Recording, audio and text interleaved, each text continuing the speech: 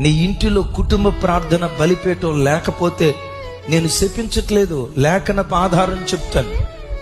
లేఖనపు ఆధారాన్ని బట్టి చెప్తున్నాను.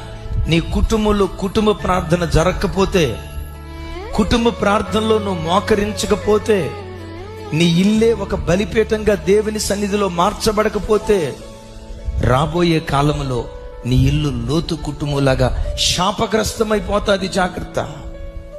లోతు ఇంటిలో నుండి ఎలాంటి శపితమైన వంశం బయలుదేరిందో అలాంటి భ్రష్టతరం నీలో నుంచి బయలుదేరుతాదని దేవుని లేఖనాన్ని బట్టి హెచ్చరిస్తున్నా.